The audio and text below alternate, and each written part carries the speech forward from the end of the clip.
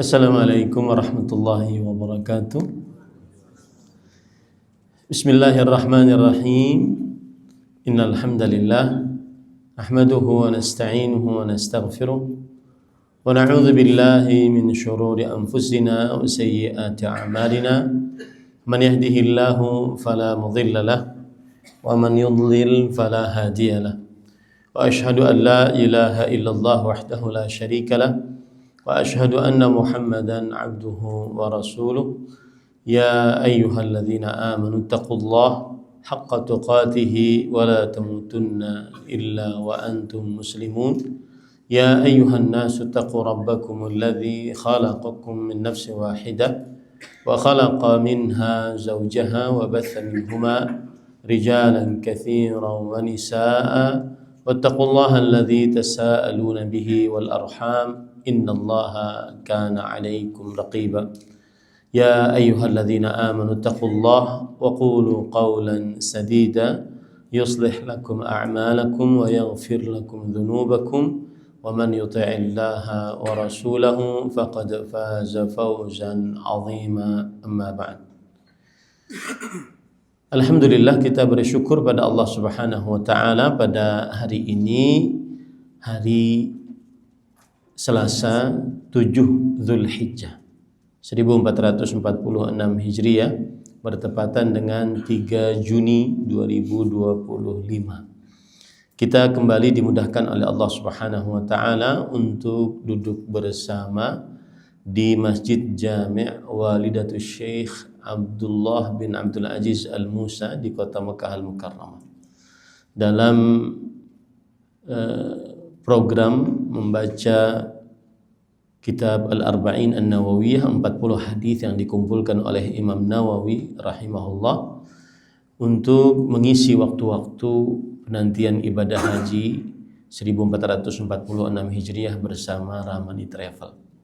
Salawat dan salam semoga selalu Allah berikan kepada Nabi kita Muhammad sallallahu alaihi wa ala alihi wasallam, pada keluarga beliau, para sahabat serta orang-orang yang mengikuti beliau sampai hari kiamat kelak. Dengan nama-nama Allah yang husna dan sifat-sifatnya yang ulia, kita berdoa, Allahumma inna nas'aluka ilman nafi'an wa rizqan tayyiban wa amalan mutaqabbala. Allahumma afina fi badanina, Allahumma afina fi sam'ina, Allahumma afina fi basarina, la ilaha illa anta. Allahumma inna nas'aluka al-afiyah fi dunya wal akhirah. Allahumma inna nas'aluka al-afwa wal afiyah fi dinina wa dunyana wa ahlina wa malina.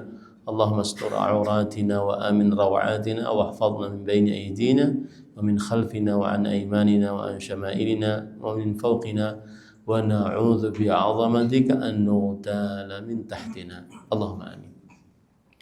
Bapak Ibu, saudara-saudari yang dimuliakan oleh Allah, kita melanjutkan membaca hadis yang kedua yang masih setengahnya kita pelajari. Mudah-mudahan bersabar, dan beginilah ketika kita membaca sebuah kitab, maka salah satu ujiannya adalah harus bersabar. Taib. Pada pertemuan sebelumnya kita sudah sampai kepada perkataan di dalam hadis, kemudian dia bertanya lagi, beritahukan aku tentang iman. Lalu beliau bersabda, yaitu Nabi Muhammad sallallahu alaihi wasallam, engkau beriman kepada Allah, malaikat-malaikatnya, kitab-kitabnya, rasul-rasulnya, dan hari akhir, dan engkau beriman kepada takdir baik maupun yang buruk. Taib. Sebelumnya kita ingin membahas dulu tentang iman. Iman itu secara bahasa at-tasdiq wal iqrar, mempercayai dan menetapkan. Itu iman secara bahasa. At-tasdiq wal iqrar, mempercayai dan menetapkan. Adapun iman secara istilah ilmu syariat yang disebutkan oleh para ulama, iman ada pada 5 nun, 5 kata yang diakhiri oleh huruf nun. Saya ulangi, Adapun iman secara istilah syariat ada pada 5 kata yang diakhiri oleh huruf nun. Yang pertama qaulun bil lisan, nun akhirnya. Ucapan dengan lisan. Orang yang beriman harus mengucapkan dengan lisan bahwa dirinya beriman. Ini nun yang pertama, lisan. Nun yang pertama. Kan 5 nun ya. Yang kedua, i'tiqadun bil janan. Meyakini dengan janan. Janan itu kalbu. Janan itu adalah kalbu. Meyakini dengan janan, dengan kalbu. Orang yang beriman harus yakin dengan kalbunya tentang keimanan yang dia iman. Yang ketiga, amalun bil arkan. Beramal, berbuat dengan arkan. Arkan adalah anggota tubuh. Bagus ini, anak laki-laki dikasih nama arkan. Artinya diharapkan dia ahli ibadah.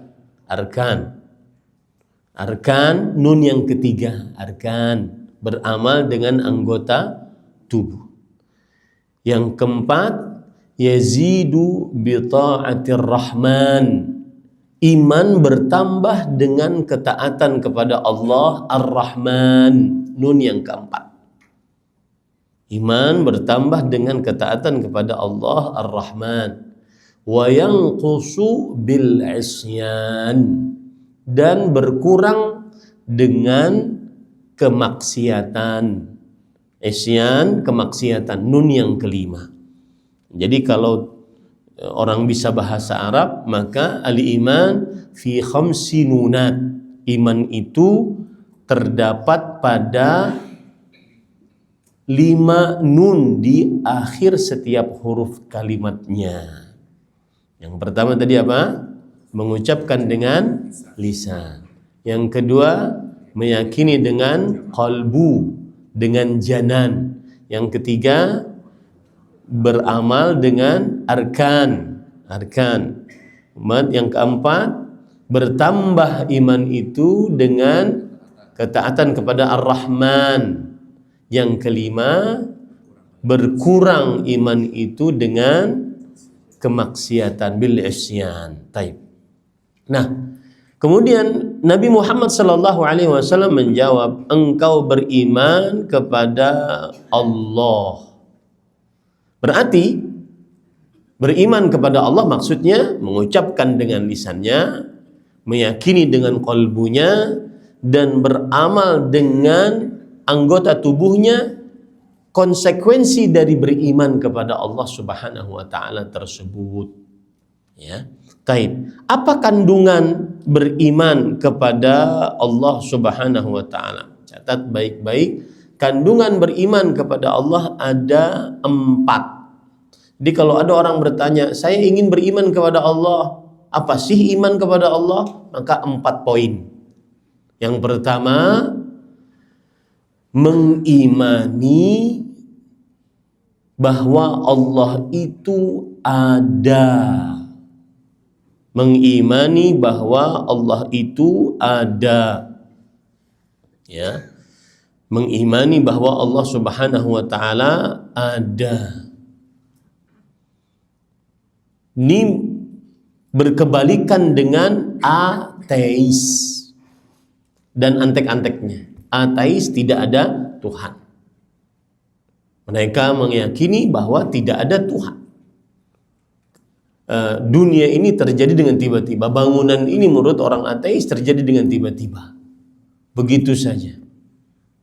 Nah, ini adalah kebalikan daripada kandungan yang pertama dari iman, yaitu beriman bahwa Allah itu ada. Nah, kemudian yang kedua, mengimani bahwa Allah itu maha kuasa, pencipta dan pengatur satu-satunya. Tiada sekutu bagi Allah Subhanahu wa ta'ala. Mengimani Allah maha kuasa, maha pencipta, maha pengatur. tiada sekutu bagi Allah Subhanahu wa ta'ala. Seperti misalkan dalam ayat yang minimal 17 kali sehari semalam kita baca, Alhamdulillahi Rabbil Alamin. Segala puji hanya milik Allah. Kenapa Allah dipuji dengan segala macam pujian? Rabbil Alamin. Rabb. Allah itu Rabb. Rabb itu artinya penguasa, pencipta, pengatur. Penguasa yang maha kuasa, sang raja, pencipta, pengatur. Itu tidak ada sekutu bagi Allah Subhanahu wa ta'ala. Alam semesta adalah makhluk Allah Subhanahu wa ta'ala. Apapun itu. Ya, selain Allah adalah makhluk Allah yang dikuasai oleh Allah, yang diciptakan oleh Allah Subhanahu wa ta'ala. Sampai para nabi, sampai para malaikat, sampai para jin dan seluruh makhluk yang ada di alam semesta ini, semuanya adalah makhluk Allah, dikuasai oleh Allah, diatur oleh Allah Subhanahu wa ta'ala, diciptakan oleh Allah, tiada sekutu bagi Allah Subhanahu wa ta'ala. Maka kalau ada orang yang meyakini bahwa ada yang mencipta, mengatur, berkuasa selain Allah, berarti tidak beriman kepada salah satu kandungan Allah, kandungan beriman kepada Allah Subhanahu wa ta'ala. Kalau misalkan ada orang yang meyakini pawang hujan bisa mengatur hujan, maka ini tidak beriman kepada Allah. Kenapa? Karena berarti dia meyakini ada yang mengatur selain Allah. Allah Subhanahu wa ta'ala berfirman, wa indahu ilmul ghaib. Allah memiliki ilmu gaib, dan juga kapan turun hujan, wa yunazzilul ghaith, kapan turun hujan hanya Allah yang tahu. Termasuk di dalamnya yang bertentangan dengan kandungan yang kedua ini adalah yaitu meyakini ada yang mengetahui hal gaib. Bahkan sebagian para alim, ahli-ahli agama dianggap benar-benar ahli agama kalau bisa meramal. Nah, ini tidak benar. Ya, kenapa? Karena hal gaib termasuk daripada kekuasaan dan tidak ada yang menguasai itu kecuali Allah. Alimul ghaibi alimul ghaib fala yuzhiru ala ghaibihi ahadan. Allah Maha mengetahui akan hal gaib, maka Allah tidak memperlihatkan ilmu gaibnya kepada seorang pun, illa man irtada min rasul, kecuali yang Allah ridai dari para rasul. Jadi tidak ada yang mengetahui hal gaib di langit dan bumi. Sampai Nabi Muhammad sallallahu alaihi wasallam tidak mengetahui hal gaib. Qul, katakan wahai Muhammad sallallahu alaihi wasallam, la ya'lamu man fis samawati wal ardil ghaiba illa Allah. Tidak ada yang mengetahui hal gaib di langit dan di bumi kecuali Allah Subhanahu wa ta'ala. Baik. Kemudian yang ketiga, kandungan beriman kepada Allah adalah mengimani bahwa Allah memiliki nama-nama yang husna dan sifat-sifat yang ulia. Allah memiliki nama-nama yang husna. Apa arti nama-nama yang husna? Nama-nama yang husna artinya adalah nama-nama yang mencapai puncak kesempurnaan kebagusan. Al-husna artinya allati balagatil husnu fil ghayah, allati balagatil ghayah fil husn, yang mencapai puncak kebagusan. Nama-nama Allah, nama Allah tidak ada yang jelek, seluruhnya baik, dan memiliki sifat-sifat yang ulia. Ulia artinya apa? Maha tinggi, maha sempurna. Sifat Allah seluruhnya tinggi. Ini kandungan yang ketiga, beriman kepada Allah Subhanahu wa ta'ala, yaitu mengimani Allah memiliki nama-nama yang husna. Apa tadi arti husna? Ya, yang memiliki nama-nama yang kebagusannya puncak kebagusan. Sedangkan ulia apa artinya? Maha tinggi kesempurnaannya, sempurna, sangat sempurna. Jadi kalau seandainya Allah turun ke langit dunia di sepertiga malam terakhir, di Mekah sama di Indonesia beda, di Amerika apalagi, di Jepang apalagi, di Australia apalagi. Kalau begitu Allah tidak pernah di atas arsy, maka itu pemikiran terhadap siapa? Makhluk. Sedangkan Allah Maha Ulya, tinggi, sempurna, turunnya tidak seperti makhluk. Paham ini pada ikhwan dirahmati oleh Allah Subhanahu wa taala. Kemudian yang keempat, kandungan beriman kepada Allah Subhanahu wa taala adalah mengimani bahwa hanya Allah yang memiliki uluhiyah. Apa itu uluhiyah? Ibadah. Segala macam bentuk ibadah, ucapan, doa, zikir, baca Quran, amar ma'ruf, nahi mungkar, nasihat, atau ibadah qalbu, tawakal, rasa cinta, rasa takut, khauf, rasa harap, raja, takut karena mengenal Allah, khasyah. Itu bedanya khauf dengan khasyah ya Pak ya. Takut, khauf. Khasyah, takut karena mengenal Allah, dan khasyah lebih tinggi daripada hanya sekedar khauf. Kemudian syukur, sabar, itu semua hanya milik Allah. Atau beribadah dengan anggota tubuh seperti sholat, puasa, berzakat, berhaji sekarang yang kita lakukan, itu semua hanya milik Allah. Tidak ada boleh sekutu bagi Allah. Apabila ibadah-ibadah ini dipalingkan kepada selain Allah, maka dia tidak beriman kepada Allah. Karena kandungan beriman kepada Allah adalah mengimani bahwa hanya Allah yang memiliki ibadah. Tidak ada yang berhak diibadahi kecuali Allah Subhanahu wa ta'ala. Ini Bapak Ibu, saudara-saudari yang dimuliakan oleh Allah. Allah berfirman dalam ayat yang juga minimal kita baca 17 kali sehari semalam. Iyyaka na'budu wa iyyaka nasta'in. Hanya kepadamu. Iyyaka itu didahulukan. Hanya kepadamu kami beribadah. Kemudian setelahnya, hanya kepadamu kami minta tolong. Tidak boleh ibadah apapun kecuali hanya diberikan kepada Allah. Siapa yang memalingkan ibadah kepada selain Allah secuil pun, maka dia tidak beriman kepada Allah. Ya, ini 4 kandungan beriman kepada Allah. Apa yang pertama tadi? Mengimani bahwa Allah itu ada. Sebenarnya ada lanjutannya, bagaimana kita meyakinkan bahwa Allah itu ada. Gampang. Paling mudah adalah dengan makhluk-makhluknya.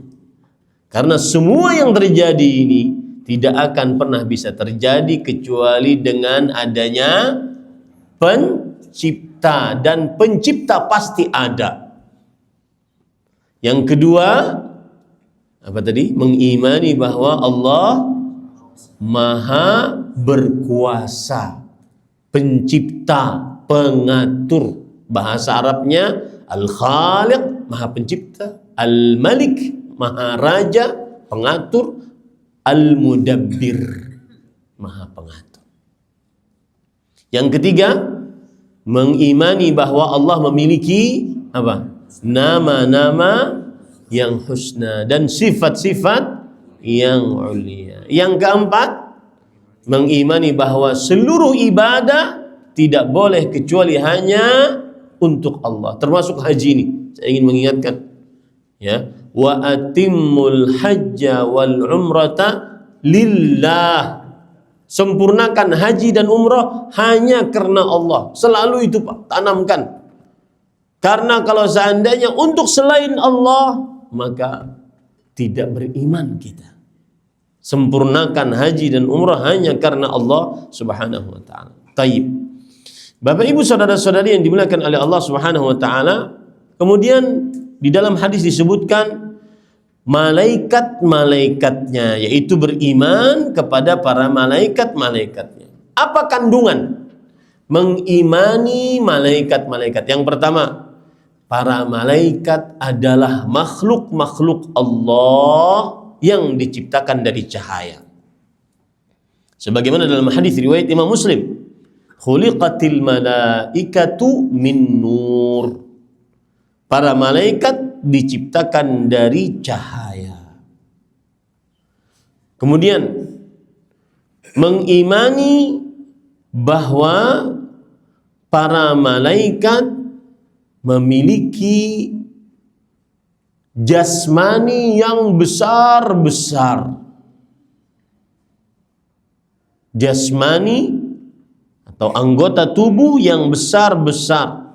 Seperti misalkan Jibril alaihi salam memiliki 600 janah, 700 sayap. Kita tahu itu kan sayap cuma ada 2, burung ya 2 ada sayapnya. Ini 600 sayap. Setiap sayapnya menutupi ufuk. Subhanallah. Ada lagi malaikat yang saking besarnya, antara syahmati udhunaihi ila atiqi 500 am. Perjalanan dari ujung telinga malaikat kepada pundak malaikat itu 500 tahun perjalanan. Subhanallah.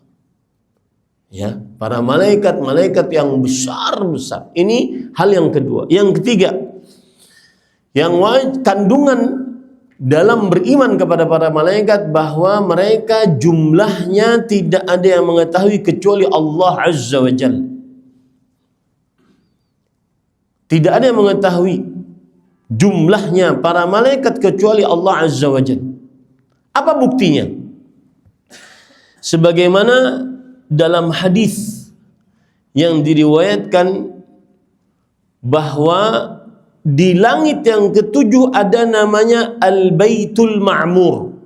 Kalau di dunia ada Ka'bah Musyarrafah, di langit yang ketujuh ada Baitul Ma'mur. Yadkhulu kulla yaumin 70,000 malak la ya'uduna ilaih. Setiap hari masuk ke dalam Baitul Ma'mur 70.000 malaikat. Dan setelah itu tidak keluar. Setiap hari masuk, tidak keluar. 70.000 setiap hari. Tidak pernah keluar dari Baitul Ma'mur. Kalau kita di sini ada Masjidil Haram, ada Ka'bahnya. Orang masuk ke dalam Masjidil Haram, malaikat masuk ke dalam Baitul Ma'mur setiap harinya 70.000 dan tidak keluar. 70.000 dan itu dari mulai semenjak dahulu. Jumlah mereka tidak bisa dihitung. Bahkan, dan ini keistimewaan Lailatul Qadar, yang mana sebagian kaum muslimin, bahkan sebagian besar kaum muslimin masih melalaikannya. Lihat para malaikat, para ikhwah yang dirahmati oleh Allah, inna adadahum fi tilkal lailah ka'adadil hasa. Jumlah para malaikat pada malam Lailatul Qadar sejumlah pasir-pasir yang ada di atas muka bumi. Ada yang bisa menghitung? Ini menunjukkan kita wajib mengimani bahwa jumlah mereka tidak bisa dihitung. Kemudian, hal yang menarik juga yang harus kita pahami dari para malaikat adalah bahwa para malaikat sangat erat hubungannya dengan orang-orang yang beriman. Di antaranya, para malaikat sering mendoakan orang-orang yang beriman mendapatkan berkah dan rahmat. Siapa mereka? Catat baik-baik. Yang ingin didoakan oleh malaikat, satu, yang menunggu sholat berjamaah. Setelah sholat berjamaah, dia tidak keluar masjid sampai datang sholat jamaah yang lain. Selama menunggu, maka selama itu para malaikat akan mendoakannya. Apa doanya? Allahumma ighfir lahu, Allahumma arhamhu. Hadis riwayat Imam Bukhari dan Muslim. Rasul sallallahu alaihi wasallam bersabda, al malaikatu tasalli ala ahadikum ma dama fi musalla. Para malaikat akan bersolawat. Bersolawat itu artinya mendoakan atas salah seorang di antara kalian selama kalian di tempat sholatnya. Kita tadi sholat subuh, kemudian kita nunggu di sini sampai syuruk. Mudah-mudahan ini benar-benar kita dapatkan. Malaikat mendoakan, Allahumma ighfir lahu, Allahumma arhamhu. Ustadz, perempuan bagaimana Ustadz? Bukankah perempuan itu sholatnya yang paling bagus di rumahnya? Sebagaimana hadis Rasul sallallahu alaihi wasallam, wa buyutuhunna khairul lahun.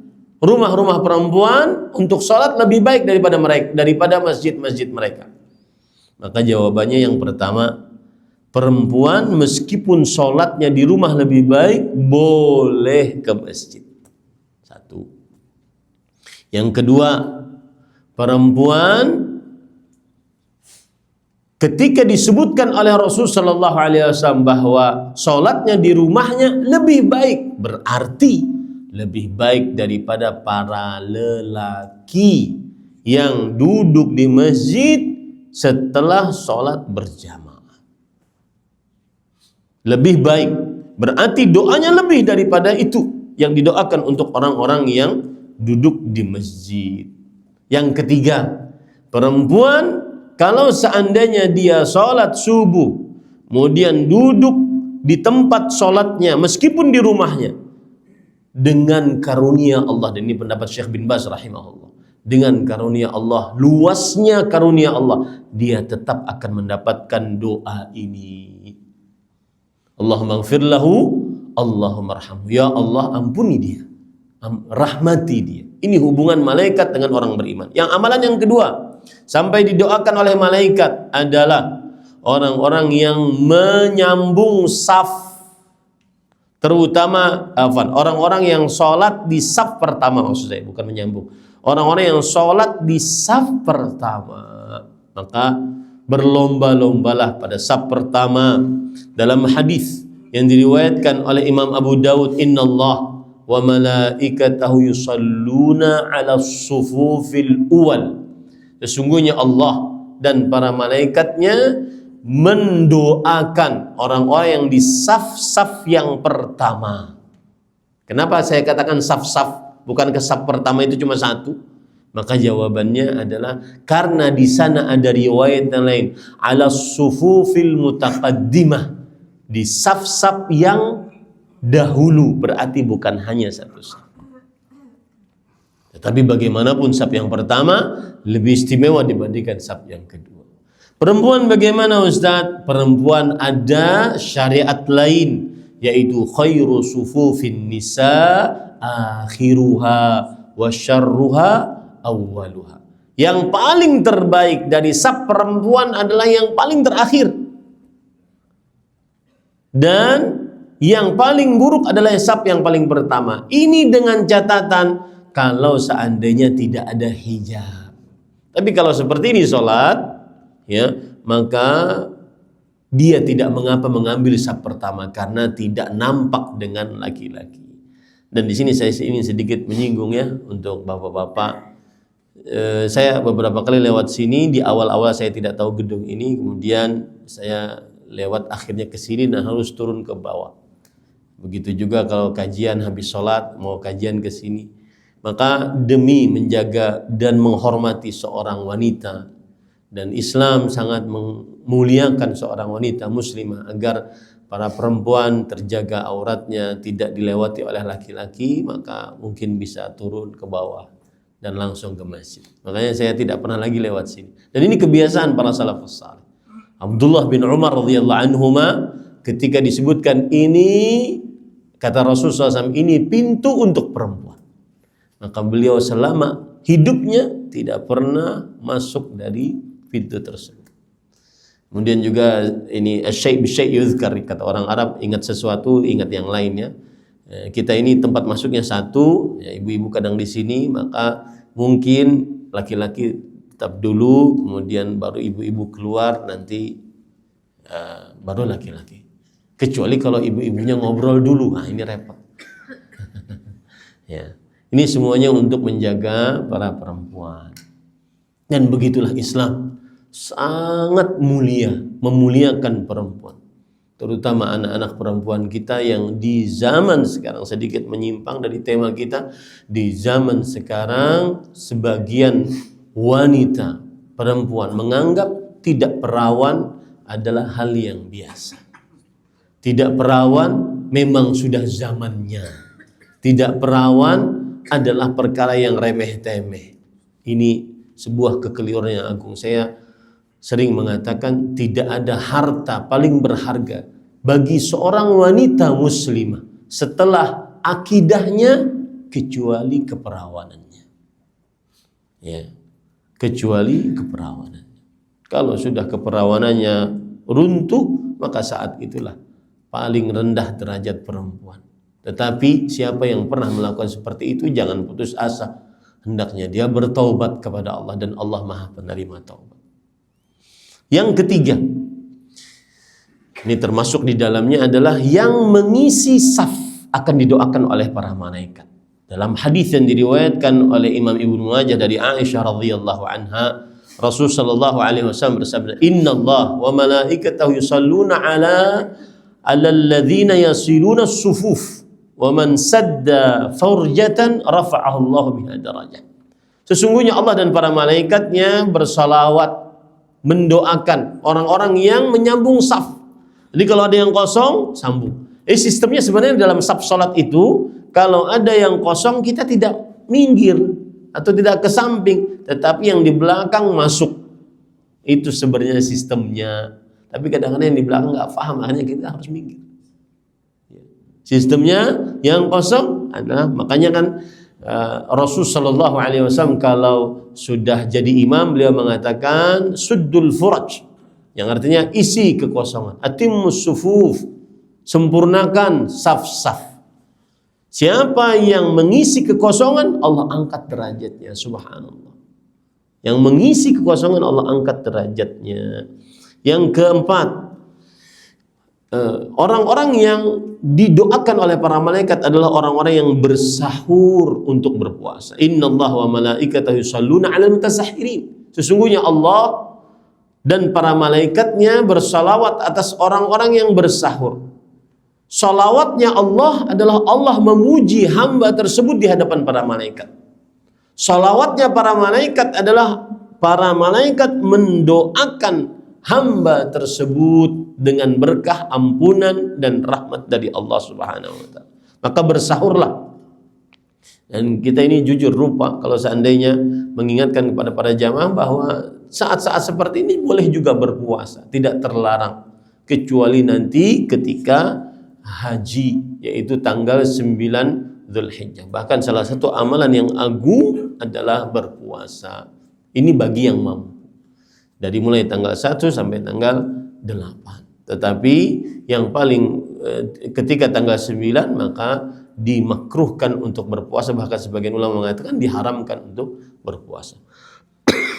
Kemudian yang kelima, orang yang bersolawat atas Nabi Muhammad sallallahu alaihi wasallam, maka dia akan bersolawat, maka dia akan didoakan oleh para malaikat selama dia bersolawat. Ya, sebagaimana dalam hadis riwayat Imam Ibnu Majah dari Amir bin Rabi'ah, "Man shalla alayya salatan lam tazalil malaikatu tusalli alaihi ma shalla alayya falyuqilla 'abdun min dzalik aw yukthir."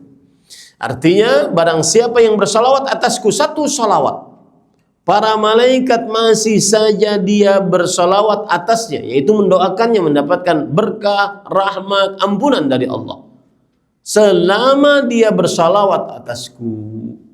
Ini amalan yang sangat agung yang bisa dengannya seseorang didoakan oleh para malaikat. Taib. Lanjut, kitab-kitabnya. Kemudian para ikhwan yang dirahmati oleh Allah Subhanahu wa taala, sebelum kitab-kitabnya masih ada yang berkaitan dengan para malaikat. Salah satu kandungan beriman kepada para malaikat adalah mengimani bahwa para malaikat diberikan tugas-tugas oleh Allah Subhanahu wa taala. Di antaranya, satu, menyampaikan wahyu. Dua, menurunkan hujan. Tiga, mencabut nyawa. Empat, bertugas pada rahim saat ada janin. Nah, ini subhanallah menarik. Kalau sudah berbicara rahim ini, saya ingat sebuah hal yang berkaitan dengan rezeki, terutama bapak-bapak ya. Karena yang sangat membuat para bapak-bapak, kepala keluarga resah adalah rezeki, ekonomi. Karena kita menafkahi anak istri kita. Apalagi kalau istrinya dua, anak istri kita. Ya. Maka yang sering membuat resah para lelaki adalah rezeki. Maka perhatikan baik-baik, Bapak Ibu saudara-saudari yang dimuliakan oleh Allah, berkaitan dengan rahim. Ada seorang salaf berkata, kuntu janinan fi batni ummi. Dulu aku sebagai seorang janin di rahim ibuku. Wa atani Allahu rizq. Dan saat menjadi janin tersebut, dari mulai nutfah, percampuran antara sel mani dan cairan mani dengan sel telur perempuan, kemudian berubah menjadi alaqah, segumpal darah, kemudian menjadi merubah mudghah, segumpal daging. Selama itu 9 bulan Allah Subhanahu wa taala memberikan rezeki kepadaku. Hatta ja'alahallahu fi, sampai rezeki itu Allah kasih kepadaku secara paksa, gratis di mulutku. Kapan itu? Ketika sudah 9 bulan dilahirkan oleh ibuku, kemudian aku menyusu tanpa usaha sama sekali. Allah kasih rezeki kita gratis, dipaksa lagi. Lalu kemudian beliau berkata, فَإِذَا كَبُرْتُ, lalu ketika aku dewasa, أَسَأْتُ ظَنِّي بِرَبِّي فَأَيُّ عَبْدٍ أَشَرُّ مِنِّي. Lalu ketika aku sudah dewasa, punya tangan, punya kaki, bisa usaha. Lalu kemudian aku berburuk sangka kepada Allah tentang rezeki, maka sungguh aku adalah hamba yang paling terburuk. Berburuk sangka tentang rezeki kepada Allah Subhanahu wa taala. Jangan takut tentang rezeki. Allah Subhanahu wa taala sudah menetapkan rezeki kita masing-masing, dan seseorang tidak akan pernah mati kecuali sudah menyempurnakan rezekinya. Ini pelajaran, terutama juga ibu-ibu agar bersabar dengan keadaan suaminya. Tetapi dengan seperti ini bukan berarti kita tidak berusaha. Kita boleh berusaha. Bahkan kalau seandainya seorang lelaki ingin mengangkat keadaan ekonomi istrinya, anak-anaknya agar lebih layak dan dia mampu, itu tidak tercela. Yang jelas tidak boleh terlalu mendewakan dunia sehingga melalaikan perintah, melanggar larangan. Jadi kalau seandainya dia ingin promosi, ingin mendaftarkan dirinya untuk naik jabatan, tidak mengapa. Karena sebagian orang ketika sudah ngaji, saya ingin akhirat aja Ustaz. Enggak, boleh dia minta promosi, boleh dia mencari pekerjaan yang lebih agar istrinya sejahtera, bahagia, berkah, agar anak-anaknya juga nyaman hidupnya. 2 poin yang saya sampaikan tadi. Apa? Jangan takut urusan rezeki. Jangankan kita yang sudah dewasa, yang kita janin tidak bergerak saja, tidak bisa apa? Dipaksa oleh Allah rezekinya. Ini Pak, kalau seandainya air ini di mulut singa, tapi sudah Allah takdirkan untuk saya harus yakin bahwa ini pasti akan ke mulut saya dan tidak ke mulut singa. Sebaliknya kalau seandainya ini rezeki ada di depan mulut saya, tapi belum Allah takdirkan untuknya, maka tidak akan pernah saya dapatkan itu. Walau seluruh bapak ibu menolong saya untuk memasukkan air tersebut ke mulut saya. Yang kedua saya katakan, bukan termasuk daripada mendewa kepada dunia yang berusaha lebih untuk dunia. Dengan niatan membahagiakan istri. Kemudian yang kedua, mensejahterakan anak-anak. Itu bukan. Asalkan dua hal. Tidak melalaikan perintah dan melanggar larangan. Nah ini sedikit menyimpang tentang rahim tadi ya. Kemudian juga diantaranya yang harus kita imani dari para malaikat adalah mereka ahli ibadah, tidak pernah maksiat. Mereka la ya'suna Allah ma amarahum wa yaf'aluna ma yu'marun. Tidak pernah bermaksiat terhadap Allah atas apa yang diperintahkan oleh Allah dan mengerjakan selalu apa yang diperintahkan oleh Allah Subhanahu wa taala. Itu yang sudah keberapa itu? 6. Yang ketujuh, termasuk kandungan beriman kepada para malaikat adalah mengimani nama-nama mereka yang sudah disebutkan oleh Allah atau Rasulullah sallallahu alaihi wasallam. Di antara namanya Jibril, Mikail, Israfil, Munkar, Nakir, bukan nangkir ya, Nakir. Ya. Ada nama-nama yang di sebagian nama malaikat belum disepakati oleh para ulama, tapi disebutkan oleh para ulama. Di antaranya yang tadi disebutkan Israel, belum disepakati. Kemudian Ridwan, kemudian Malik, penjaga neraka. Ini nama-nama ini disebutkan oleh para ulama, tetapi belum disepakati. Dan boleh kita imani nama-nama tersebut. Kemudian sekarang kita mengimani kitab-kitab suci. Apa kalau seandainya orang beriman kepada kitab-kitab suci, apa yang harus dia lakukan?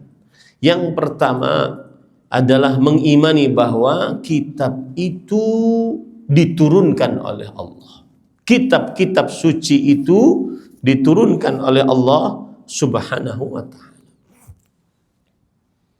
Kemudian yang kedua, kitab-kitab itu benar, tidak ada kebatilan sedikit pun. Kitab-kitab itu benar, tidak ada kebatilan sedikit pun. Kemudian yang ketiga, kitab-kitab itu adalah makhluk, bukan makhluk. Kitab-kitab tersebut adalah kalamullah, bukan makhluk. Kalamullah, bukan makhluk.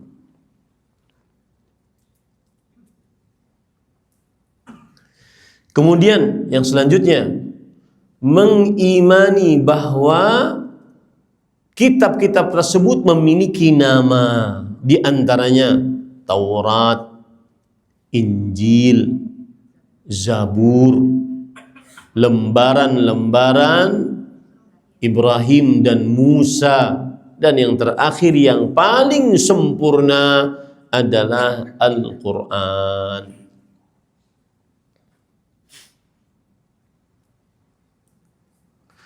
Apa bedanya Al-Quran? Ini poin selanjutnya. Apa bedanya Al-Quran dengan kitab-kitab sebelumnya? Al-Quran adalah mukjizat yang abadi. Satu, akan ada Al-Quran sampai hari kiamat. Dan yang kedua, Al-Quran tidak pernah berubah karena dijaga oleh Allah Subhanahu wa ta'ala.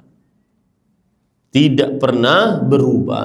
Allah berfirman dalam surah Al-Hijr, "Inna nahnu nazzalna dzikra wa inna lahu lahafizun." Sesungguhnya kami turunkan Al-Quran dan sesungguhnya kami selalu akan menjaganya. Bapak ibu saudara-saudari yang dimuliakan oleh Allah Subhanahu wa ta'ala, sedikit tentang Al-Quran. Interaksi seorang muslim dengan Al-Quran 5 hal. Silahkan cek diri kita masing-masing. bagaimana interaksi kita dengan Al-Quran. Yang pertama adalah membacanya. Yang pertama membacanya. Seberapa banyak kita membaca Al-Quran, maka haji ini momentum agar memperbaiki diri hubungan kita dengan Al-Quran. Saya pernah punya pengalaman, Pak. Saya pernah di Pondok Tahfidz. Ini misalkan ini daerah Pondok Tahfidz saya, di depannya karena itu adalah Pondok Tahfidz tradisional, jadi kita sering berhubungan dengan orang-orang kampung, tidak ada pagar dan seterusnya. Boleh berhubungan. Makanya saya bisa bahasa Jawa karena 2 tahun di Jawa. Kita berhubungan dengan orang-orang kampung dan Jawanya Jawa halus, Jawa Kudus. Ada orang di tetangga di depan pesantren. Kerjaannya apa, Pak? Kerjaannya jualan minyak tanah. Tahu minyak tanah ya, Pak ya? Minyak tanah. Dari pagi jam 10 biasanya beliau jualan pakai drum gitu, pakai motor. Keliling desanya. Setiap hari beliau, sampai asar. Itulah pekerjaan beliau sehari-hari. Tapi kalau sudah mau menjelang maghrib, beliau duduk di depan rumah, baca Quran. Habis maghrib sampai isya baca Quran. Habis isya baca Quran lagi. Saya tanya, berapa kali sudah hatam? Maka beliau mengatakan, setiap bulannya saya bisa hatam sekitar 3 kali.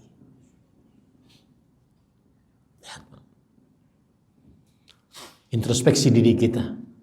Seberapa banyak kita untuk menghatamkan Al-Quran, membaca kalamullah. Dan sebelumnya itu, seberapa lancar kita dengan Al-Quran, membaca Al-Quran. Dan lancar yang saya maksud, Pak ya, adalah seperti Imam Sudais di Mekah. Nah itu lancar tuh, Pak. Kalau belum seperti itu jangan ngaku lancar. Yang kalau baca 1 juz setengah jam itu lancar. Orang-orang yang penghafal Al-Quran biasanya 1 juz setengah jam. Saya ngeruqyah orang surah Al-Baqarah 2 juz 4 lembar. Biasanya saya baca cuma 1 jam 15 menit surah Al-Baqarah. Maka ini momentum memperbaiki diri. Nanti kalau pulang, ya, saya dengar ada kelas tahsin ya Bang Zulya. Kalau pulang, ambil guru privat. Wallahi Pak, tidak ada orang yang rugi dengan Al-Quran. Tidak ada orang yang pernah rugi ketika dia dekat dengan Al-Quran. Rasul Shallallahu Alaihi Wasallam saat penaklukan kota Mekah, ketika naik di atas onta masuk ke Masjidil Haram, beliau baca Al-Quran. Tidak pernah terlewat dari diri beliau baca Al-Quran. Maka Bapak Ibu saudara-saudari, terutama kita di zaman seperti ini, zaman fadil, 10 hari pertama bulan Dzulhijjah, afdalu ayyamid dunya. Hari-hari paling afdal sepanjang masa, sepanjang tahun. 10 hari pertama bulan Dzulhijjah. Maka yang belum lancar baca Quran, saya nasihatkan, lancarkan besok. Yang belum pernah hatam baca Quran, maka niatkan pulang haji saya harus ambil guru privat sampai bisa. Dan insya Allah bisa. Insya Allah bisa. Orang yang paling sedih saat bulan Ramadan, saat seseorang tidak bisa menghatamkan Al-Quran. Bulan Al-Quran tidak bisa menghatamkan Al-Quran. Meskipun mungkin dia beralasan, Ustaz saya kan bisa beramal dari sisi lain dengan harta saya, dengan yang lain. Tetapi bagaimanapun, membaca Al-Quran adalah amalan yang semestinya seorang muslim tidak boleh bodoh dalam. Dan pesan satu lagi, jangan wariskan ketidaklancaran kita baca Al-Quran dengan anak-anak kita. Kekurangan kita terhadap Al-Quran jangan wariskan terhadap anak-anak kita. Harus mereka bisa baca Quran. Dan sering saya katakan, minimal dia SD sudah lancar. Lancar seperti yang saya ungkapkan tadi, standarnya. Ini Bapak Ibu, saudara-saudari yang dimuliakan oleh Allah. Dan sebagaimana perkataan Khabbab ibn al-Arad, taqarrab ila Allah mastata' fa innaka lan tataqarraba ilaihi ahabba ilaihi min tilawati. Dekatkan dirimu kepada Allah sesuai dengan kemampuanmu, dan engkau tidak akan pernah bisa mendekatkan diri kepada Allah dengan yang lebih Allah cintai dibandingkan membaca Al-Quran. Bacalah Al-Quran. Bapak ibu saudara-saudari yang dimuliakan oleh Allah, kemudian yang selanjutnya adalah beriman kepada Rasul-Rasulnya. Kandungan beriman kepada Rasul-Rasulnya adalah meyakini bahwa Allah mengutus dari manusia para Rasul dan para Nabi yang tugasnya memberi petunjuk kepada kebenaran, mengeluarkan dari kezaliman, kegelapan kepada cahaya. Saya ulangi, kandungan beriman kepada para Rasul adalah meyakini bahwa Allah mengutus dari manusia para Rasul dan para Nabi yang tugasnya memberi petunjuk kepada manusia ke jalan yang benar, mengeluarkan dari kegelapan kepada cahaya. Allah berfirman dalam Al-Quran, Allah yastafi minal malaikati rusulan wa minan nas. Allah subhanahu wa ta'ala mengutus dari para malaikat Rasul dan juga dari manusia. Surat Al-Hajj ayat 75. Kemudian jin, di kalangan jin tidak ada Rasul, ya, tetapi di kalangan jin hanya ada pemberi peringatan. Ingat itu bedanya manusia dengan jin. Di kalangan jin tidak ada para Rasul, yang ada hanya pemberi peringatan.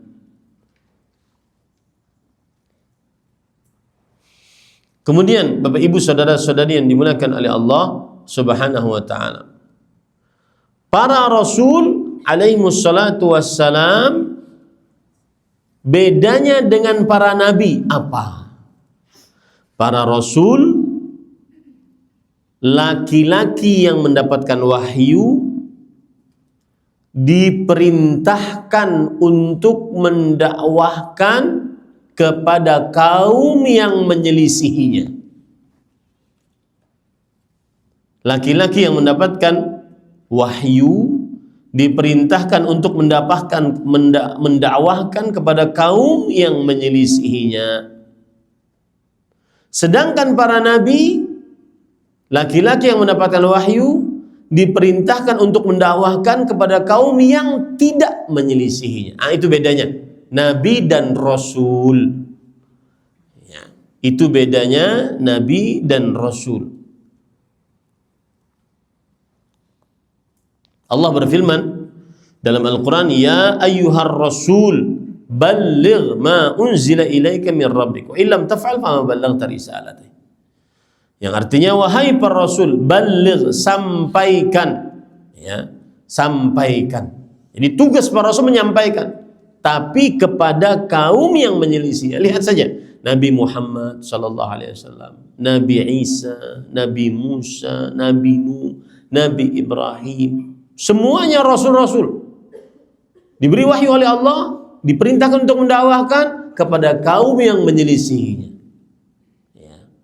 Sedangkan nabi-nabi diberi wahyu oleh Allah, kemudian diperintahkan untuk mendakwahkan, tapi kepada kaum yang tidak menyelisih, seperti Nabi Adam alaihissalam dan seterusnya.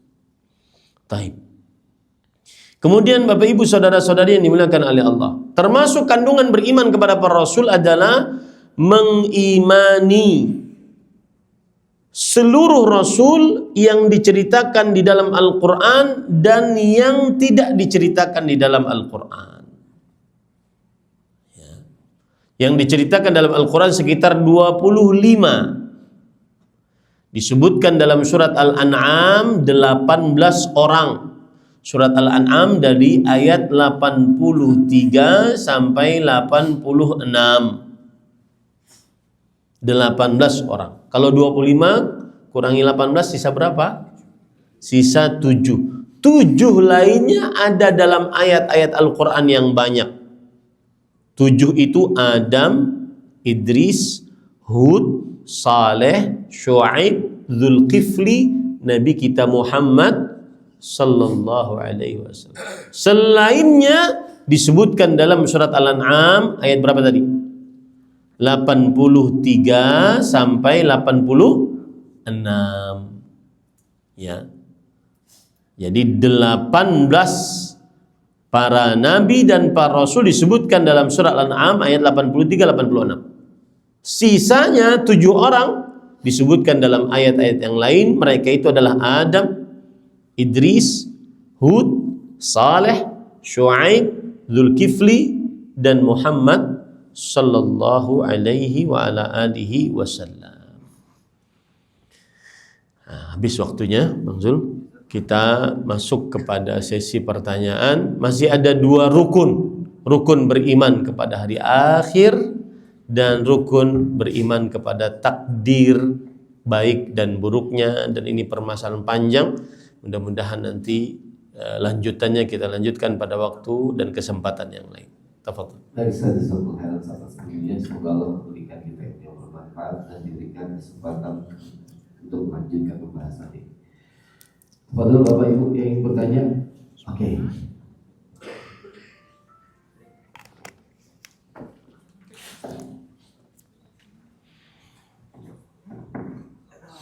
Assalamualaikum. Waalaikumsalam warahmatullahi wabarakatuh. Mana wajahnya? Jangan. Ya. Nama Abdurrahman. Abdurrahman, ya. Di sekolah yang mulia Ustaz. Barakallah. Ustaz bilang interaksi Muslim dengan Al-Quran ada 5. Oh ya, saya belum sebutkan ya. Iya. Saya tambahkan yang pertama apa? Membaca. Yang kedua mendengarkan. Yang kedua mendengarkan. Ya, Allah Subhanahu wa taala berfirman, "Wa idza quri'al Qur'anu fastami'u lahu wa ansitu la'allakum turhamun."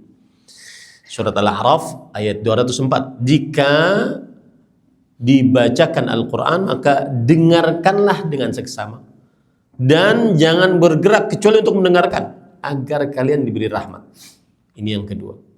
Yang ketiga, mempelajari dan mengajarkan Al-Quran. Mempelajari dan mengajarkan Al-Quran. Termasuk di dalamnya mempelajari tajwidnya, makhrajnya, ya, pengucapan huruf-huruf yang ada dalam baca Al-Quran, dan termasuk di dalamnya mempelajari tafsir-tafsirnya dan hukum-hukumnya. Rasul sallallahu alaihi wasallam bersabda, khairukum man ta'allama al-Qur'an wa 'allama. Sebaik-baik kalian yang belajar Al-Qur'an dan mengajarkannya. Yang ketiga. Yang keempat adalah menghafalnya. Menghafalnya. Dan menghafal Al-Qur'an maka ditinggikan derajatnya oleh Allah Subhanahu wa taala di hari kiamat.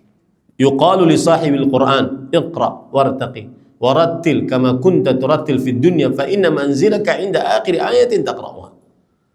Dikatakan kepada sahibul Qur'an, dan para ulama di antaranya At-Tibi mengatakan sahibul Qur'an bukan hanya sekedar pembaca Qur'an, tetapi penghafal Qur'an yang bisa membaca Al-Qur'an melalui hafalannya. Agar membedakan dengan bacaan orang-orang yang membaca dari mushaf. Baca Al-Quran dikatakan kepada bacalah dan naiklah.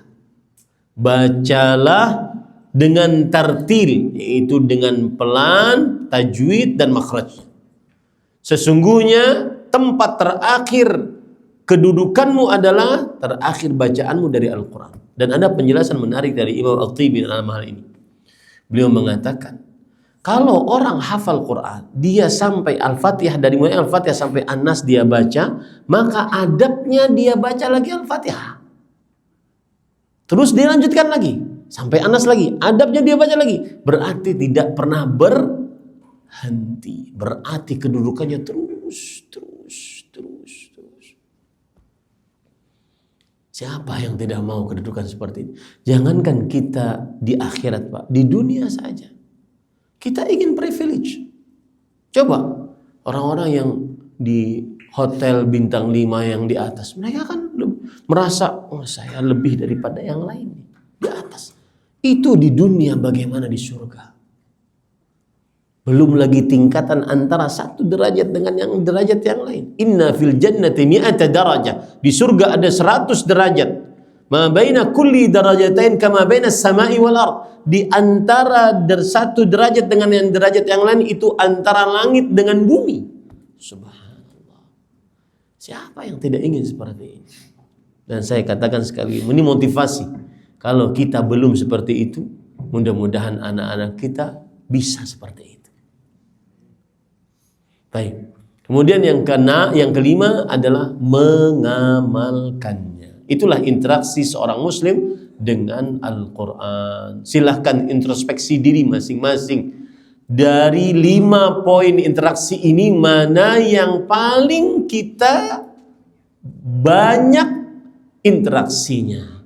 Dan jangan sampai, perhatikan baik-baik, jangan sampai termasuk orang-orang yang diadukan oleh Rasulullah SAW kepada Allah, yang menjadikan Al-Quran diacuhkan. Yang benar itu diacuhkan atau tidak diacuhkan? Tidak digubris maksudnya. Ya, apa itu? Allah berfirman dalam Al-Quran. Ini hati-hati, jangan sampai kita termasuk orang-orang yang diadukan oleh Rasulullah. Wa qala ar-rasulu ya rabbi inna qaumi ittakhadhu hadzal qur'ana mahjura. Rasulullah sallallahu alaihi wasallam mengadu kepada Allah, ya wahai Rabbku, sesungguhnya kaumku menjadikan Al-Quran ini sebagai mahjura, suatu yang tidak diacuhkan, yang tidak digubris. Hati-hati. Dan dijelaskan oleh Imam Ibnu Katsir apa yang dimaksud Al-Quran dihajar, diboikot oleh dia. Satu, yang pertama adalah lebih suka menghafal selain Al-Quran dibandingkan Al-Quran. Suka menghafal lagu, sajak, syair dibandingkan Al-Quran. Yang kedua, lebih suka untuk mendengarkan selain Al-Quran dibandingkan Al-Quran. Dan ini menjadi koreksi besar-besaran untuk kita kaum muslimin, terutama di negeri kita. Saya pernah baca sensus berapa banyak kaum muslimin yang lancar baca Quran dibandingkan lancar membaca bacaan-bacaan lain sebagai amalannya. Hati-hati.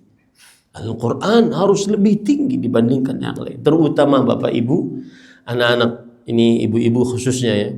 Saya pesan jangan mau pahala bacaan Al-Quran anak kita diambil oleh guru TPA. Apa maksudnya? Minimal huruf hijaiyah mereka belajar dari kita. Alangkah indahnya seorang anak ketika kelak di akhirat dia ditanya siapa guru Al-Quranmu, atau di dunia bahkan dia ditanya siapa guru Al-Quranmu, dia bangga menjawab, ibu saya, guru pertama saya Al-Quran. Di tangan ibu saya bisa membaca Al-Fatihah dengan baik dan benar. Maka seperti yang sudah saya singgung, inna thawabahu ma tuliyat, bahwa bacaan Al-Quran pahalanya selama dibaca. Anak tersebut kita ajari, dia akan mengajari cucu kita akan mengajari cicit kita, terus pahalanya terus mengalir. Jangan mau, meskipun kita yang membiayai guru TPA dan kita akan dapat pahalanya, tentunya berbeda dengan yang kita langsung ajari mereka. Ustaz, saya nggak bisa baca, bagaimana mau mengajari? Faqidus syai' la yu'ti. Seorang yang tidak memiliki sesuatu tidak akan bisa memberi apa-apa. Maka jawabannya, belajarlah. Tidak ada kata terlambat untuk belajar. Demikian. Wallahu a'lam. Nah, ibu-ibu mungkin. Ibu ada salam sering. Coba lihat. Ada ibu? Ya, silakan ibu-ibu. Biar selang sering.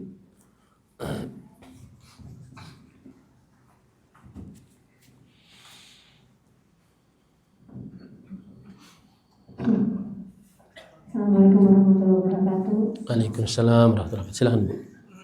Tadi menjelaskan bahwa Nabi adalah laki-laki yang mendapat wahyu yang diperintahkan oleh Allah untuk mendakwahi kaum yang tidak menyelisih.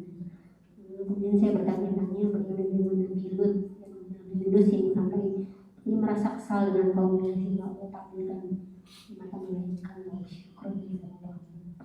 Baik. Nabi Lut alaihi salam, mereka adalah para nabi yang atau seorang nabi yang mendakwahkan ajaran Allah Subhanahu wa taala, kemudian mendapati kaum yang buruk akhlaknya. Di antaranya adalah suka sesama jenis. Dan suka sesama jenis adalah dosa yang belum pernah dilakukan sebelum kaum Nabi Lut. Nah, apakah Nabi Lut ini seorang nabi atau seorang rasul? Karena kita katakan dari rasul adalah seorang laki-laki yang diberi wahyu oleh Allah untuk mendakwahkan kepada kaumnya yang menyelisihinya. Maka Nabi Lut alaihi salam, beliau seorang nabi, itu jelas. Dan dakwah beliau tidak ditentang oleh kaumnya kecuali dalam hal akhlak ini saja. Ya. Maka Nabi Lut adalah seorang nabi dan beliau mendakwahkan kepada kaum yang menyepakati beliau dalam urusan akidah. Cuma urusan akhlak kaumnya tidak taat kepada Nabi Lut. Nah itu Bu, wallahu a'lam. Baik, selanjutnya saya lagi Iwan silakan.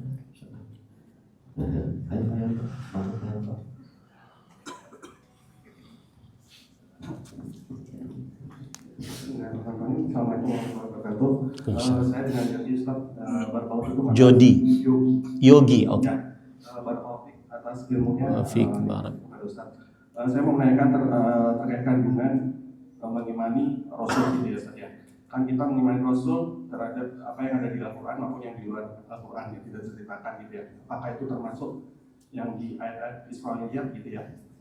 Itu bagaimana ulama referensinya mengambil dari ayat Israiliyat dan sikap kita gitu mengimaninya gitu. Karena kita kan banyak sekali gitu ya, kita kadang memilah-milah mana yang sahih atau apa dan sebagainya gitu.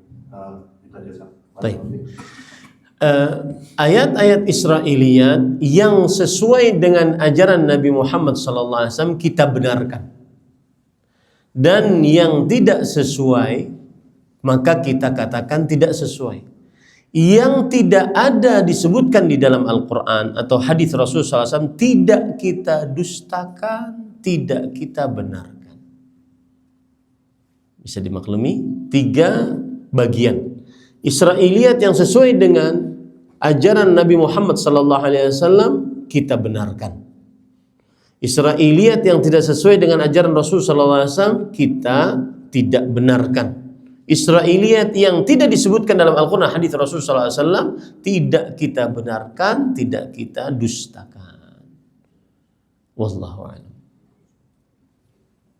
Nah, baik, selanjutnya Pak Yanto. Siap ya. Assalamualaikum warahmatullahi wabarakatuh. Waalaikumsalam. Semoga Allah selalu melindungi Ustaz dan keluarga dan memberkatinya selalu. Amin semuanya insyaallah. Karena sedangkan saya ingin bertanya, kenapa dalam hadis-hadis itu sering kita mendengar kata-kata itu barang siapa beriman kepada Allah dan hari akhir. Tapi tidak ada yang lain, tapi seringnya itu. Ya. Tapi tidak pernah lihat Rasul kepada malaikat. Ya. Bagus pertanyaannya. Disebutkan dalam hadis misalkan man kana yu'minu billahi wal yawmil akhir falyaqul khairan aw liyasmut. Siapa yang beriman kepada Allah dan hari akhir, hendaklah dia berkata baik atau diam. Man kana yu'minu billahi wal yawmil akhir falyukrim jarah. Siapa yang beriman kepada Allah dan hari akhir, hendaklah dia muliakan tamu. Man kana yu'minu billahi wal yawmil akhir falyukrim dhaifah. Siapa yang beriman kepada Allah dan hari akhir, hendaklah dia memuliakan tamunya atau menghormati tetangganya. Taib. Apa rahasia penggandengan antara iman kepada Allah dan hari akhir? Rahasianya adalah satu, memotivasi amal. Seseorang akan semangat untuk beramal apabila dia ingat hari akhir setelah dia beriman kepada Allah Subhanahu wa taala. Itu satu. Yang kedua, kesempurnaan iman. Artinya beriman kepada Allah saja tidak akan sempurna sampai dia mengimani seluruh dari rukun iman, termasuk dari hari akhir. Itu yang kedua, kesempurnaan iman. Tidak sempurna keimanan kepada Allah sampai dia mengimani hari akhir. Yang ketiga adalah bahwa dari setiap amal ibadah yang mengkonsekuensikan dari keimanan kepada Allah akan dia dapatkan ganjarannya di hari akhir. Itu tiga kira-kira hikmah yang disebutkan oleh para ulama mengapa disebutkan sering penggandengan antara beriman kepada Allah dan hari akhir. Kalau boleh ditambah yang keempat, yaitu mengimani Allah dan mengimani hari akhir sama dari sisi dua-duanya adalah gaib. Allah gaib bagi kita dan hari akhir gaib sampai sekarang kita belum mengetahuinya. Dan secara umum sebagaimana dijelaskan oleh Syekh Abdul Muhsin bahwa rukun iman seluruhnya adalah perkara-perkara yang gaib bagi kita. Beriman kepada Allah, para malaikatnya, kitab-kitabnya, para rasulnya, hari akhir, terutama kepada Allah hal gaib, kemudian kepada hari akhir adalah hal gaib. Makanya digandengkan hal tersebut. Dan kalau disebutkan perkataan para ulama tentang hikmah dari penggandengan ini sangat banyak. Wallahu a'lam. Ada lagi ibu-ibu? Lagi ibu-ibu? Oh, kita. Silakan.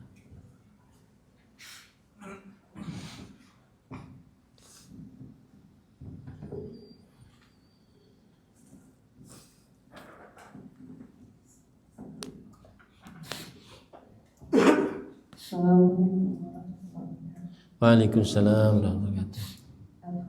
Saya mau bertanya mengenai rukhsah saat kita berhaji. Adakah keringanan untuk melaksanakan sholat misalnya dengan berjamaah karena keadaan. Udzur, ya. Kemudian batas kita melakukan rukhsah itu kapan, Ustaz? Ya. Waalaikumsalam warahmatullahi wabarakatuh. Terima kasih Ibu atas pertanyaan. Semoga Ibu sehat dan juga para jamaah sekalian selalu diberikan kesehatan oleh Allah SWT. Terutama apalagi saya lihat sudah mulai pilek-pilek ini, Pak Dokter mohon diperhatikan jamaahnya ya, yang sakit-sakit ataupun mulai berkurang kondisi tubuhnya agar berperiksa ya, karena kita punya dokter di sini. Taib. Saya akan sebutkan dulu kaidah di dalam fikih Islam. Al-amru idza dhaqa ittasa'. Semua ajaran Islam itu apabila dia semakin sulit maka dia semakin mudah. Itu kaidah dalam beragama Islam. Yang semakin sulit akan semakin mudah. Saya beri contoh. Puasa. Puasa bagi orang yang sakit, dia sakit maka dia dimudahkan untuk tidak berpuasa. Sholat boleh berdiri, kalau tidak sanggup boleh duduk, kalau tidak sanggup boleh berbaring. Kalau tidak bisa mengerjakan apa-apa saat berbaring, maka di antaranya Al-Hafidz Ibnu Rajab mengatakan shalla bi niyyatihi wa auma'a bi tarfihi. Dia salat dengan qalbunya. Selama masih ada akal, salat dengan qalbunya, perasaannya, dan matanya, mengedip-ngedipkan matanya. Al-amru idza dhaqa ittasa'. Perkara kalau sudah semakin sempit, sulit, maka dia akan semakin mudah. Itu kaidah yang harus dipahami oleh setiap muslim. Jangan memaksakan kalau seandainya memang tidak sanggup. Allah Subhanahu, apa dalilnya akan hal ini? Fattaqullaha mastata'tum. Bertakwalah kepada Allah sesuai dengan kemampuan kalian. Itu ayat Al-Quran. Hadis Rasulnya, idza amartukum bi amrin fa'tu minhu mastata'tum. Jika aku perintahkan kepada kalian dengan sebuah perkara, maka kerjakan darinya semampu kalian. Apabila sulit, maka akan ada kemudahan. Seperti haji, seperti orang yang bersafar. Berbeda dengan orang yang sholatnya mukim. Sholatnya mukim sempurna, 4 rakaat zuhur, asar, isya. Tetapi yang safar boleh dia qasar, 2 rakaat. Dan itu satu ya. Yang kedua, jamak identik dengan hajat dan keterdesakan. Jamak identik dengan hajat dan keterdesakan. Kapan seseorang terdesak, sulit, boleh menjamak. Di antaranya wanita yang keluar darah istihadahnya terus menerus, susah baginya untuk membersihkan. Bahkan sebagian ulama berpendapat dianjurkan untuknya mandi sebelum dia sholat. Maka dia boleh menjamak dengan jamak suri, seperti dia kerjakan zuhur di akhir waktu, kemudian setelahnya dia kerjakan asar. Ya, jamak identik dengan hajat dan keterdesakan, maka dia boleh menjamak.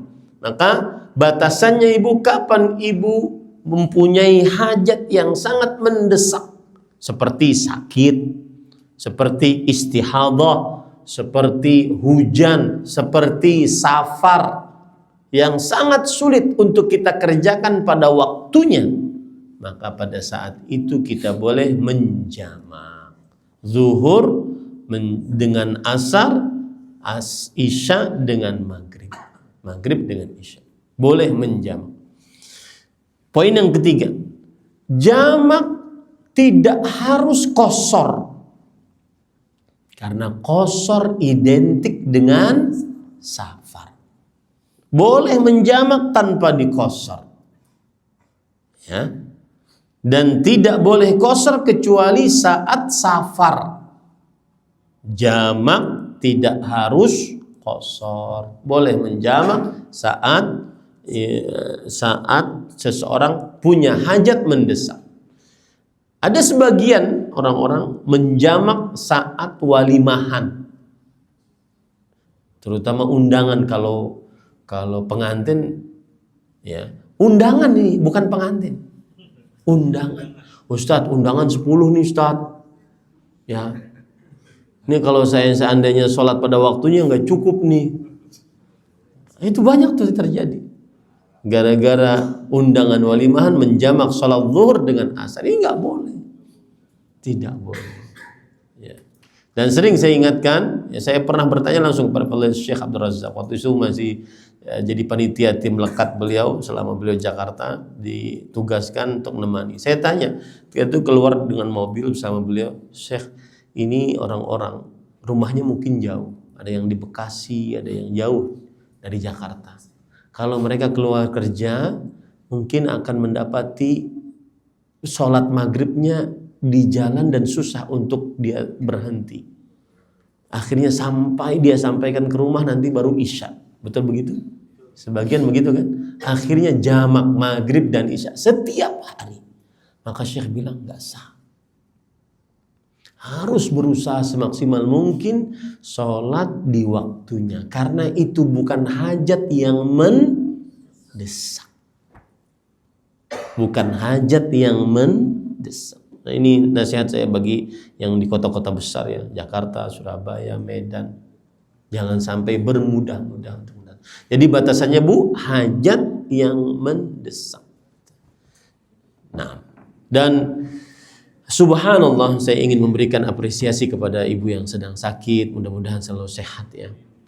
Maka Rasul sallallahu alaihi wasallam pernah bersabda, "Idza maridhal 'abdu," jika seorang hamba sakit, "kutiba ma kana ya'malu muqiman sahihan." Allah akan menuliskan pahalanya sebagaimana, atau saya ulangi, "Idza maridhal 'abdu aw safar." Jika seorang hamba sedang sakit atau safar. Safar kan berarti sholatnya dikosor. Kurang pahalanya.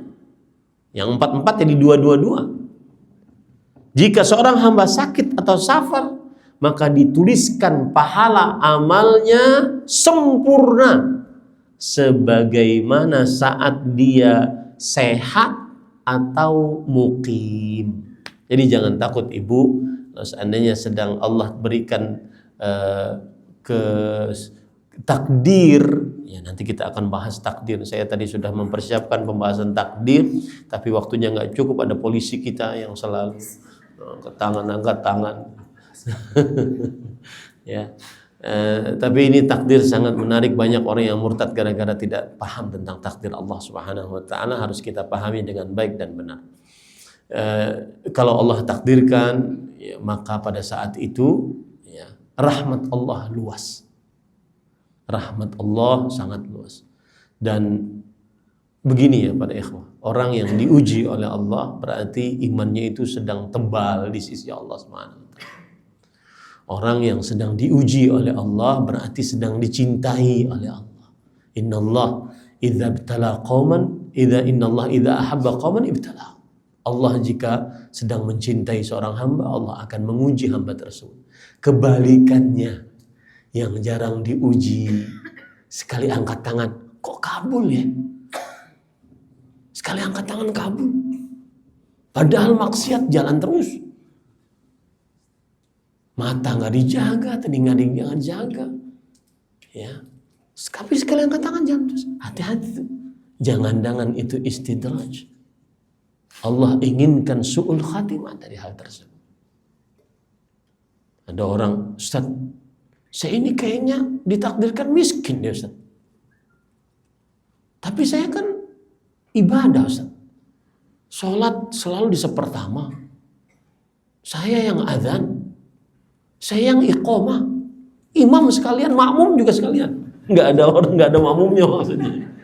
Saya bakti orang tua baca Quran. Tapi kayaknya dari mulai orok sampai sekarang miskin aja Ustaz.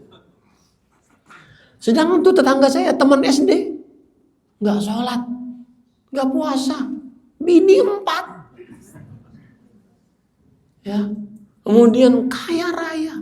Maka jawabannya adalah mungkin itu istidraj. Allah inginkan orang tersebut, na'udzubillah, untuk mati dalam keadaan su'ul khatimah. Maka hati-hati yang belum diuji oleh Allah, yang santai-santai, apa yang diinginkan dapat mudah. Ya. Ada ibu-ibu di antara ibu-ibu yang mengeluhkan pernikahannya, seperti yang sudah saya singgung bahwa mungkin yang hadir di sini ada yang pernikahannya di ujung tanduk. Maka ujian untuk menghapuskan dosa. Tapi syaratnya bersabar. Demikian. Salah satu hal yang akan semoga memberikan taufik bagi kita semua. Dan tadi merupakan pertanyaan terakhir. Pada saat memberikan intisari apa yang sudah saya sampaikan sekaligus untuk terjadi. Ini intisari ini tadi malam saya dinasihatin oleh bapak kita yang Pak Sartejo kalau sananya, atau Martejo, Martejo ya. Agar sebelum penutup kajian diringkas Ustaz. Diringkas sehingga kita tahu apa yang kita pelajari, karena banyak sekali yang kita pelajari terutama melalui tulisan. Insya Allah nanti akan diringkas. Salah satu ringkasan kita adalah yaitu bahwa iman ada 5 nun dalam di setiap akhir kalimat. Yang pertama adalah mengucapkan dengan lisan. Yang kedua meyakini dengan janan. ya, qalbu. Yang ketiga beramal dengan arkan, nun yang ketiga. Kemudian bertambah dengan ketaatan kepada Ar-Rahman. Ya, yang kelima berkurang dengan kemaksiatan, isyan. Kemudian selanjutnya kandungan beriman kepada Allah ada 4. Yang pertama meyakini bahwa Allah ada. Yang kedua meyakini bahwa Allah Maha berkuasa, pencipta, pengatur satu-satunya. Yang ketiga, meyakini Allah memiliki nama-nama yang husna, sifat-sifat yang mulia. Yang keempat, meyakini Allah satu-satunya yang berhak memiliki ibadah. Sedikit saya ingin tambahkan. Kenapa, catat baik-baik, kenapa kesyirikan diantaranya riya adalah dosa paling terbesar dan paling zalim dilakukan oleh seorang hamba. Sebagaimana firman Allah, inna syirka la zulmun azim. Sesungguhnya kesyirikan adalah kezaliman yang paling besar. Jawabannya adalah karena di dalam kesyirikan termasuk riya. Hati-hati saat menunaikan ibadah haji ini, termasuk riya. Jangan pas ibadah berpose, ya. Jangan pas ibadah bikin status, khawatirkan riya. Saya tidak menuduh, tapi dikhawatirkan riya, termasuk riya. Kenapa dia paling zalim? Karena dia memalingkan hak Allah yang paling khusus dimiliki oleh Allah kepada selain Allah. Tidak ada hak yang paling khusus dimiliki oleh Allah kecuali ibadah. Jika dipalingkan berarti dia sudah paling zalim. Atas dasar apa orang berdoa kepada selain Allah? Atas dasar apa orang bersandar kepada selain Allah? Atas dasar apa dia riya, mencari pujian dan hadiah dari manusia dan kepada selain Allah Subhanahu wa taala? Apa jawabannya tadi? Kenapa syirik termasuk riya dosa paling zalim? Karena apa? Memalingkan hak paling khusus dimiliki oleh Allah kepada selain Allah Subhanahu wa taala. Kemudian yang selanjutnya yaitu beriman kepada para malaikat, mengimani bahwa para malaikat adalah makhluk-makhluk Allah yang diciptakan dari cahaya. Kemudian mengimani mereka sangat besar jasmaninya, jumlahnya sangat banyak. Mereka diberikan tugas-tugas yang bermacam-macam. Mereka adalah ahli ibadah.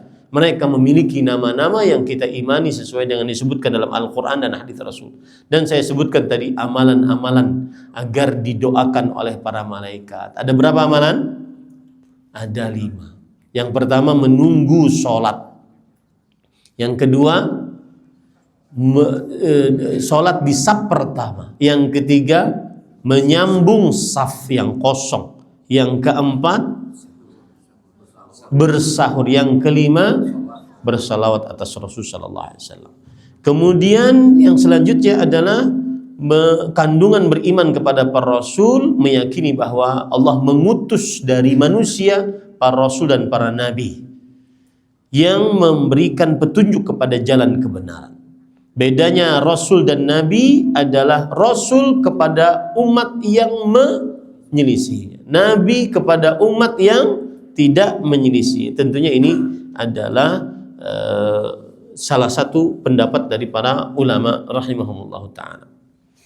Kemudian selanjutnya mengimani bahwa mereka disebutkan dalam Al-Quran dan selain Al-Quran. Disebutkan dalam Al-Quran surat Al-An'am ayat berapa tadi? 83 sampai 86. Berapa orang disebutkan di situ? 18. 7 orangnya lagi Adam, Idris, Hud, Saleh, Syuaib, Zulkifli dan Nabi Muhammad SAW dalam hadis-hadis dan ayat-ayat yang lain. Kemudian beriman kepada hari akhir. Ya, hari akhir sebelum selesai. InsyaAllah kita lanjutkan pada pertemuan yang akan datang. Baik, Ustaz, jazakumullah khairan atas ilmunya dan jangan lupa teman-teman sekalian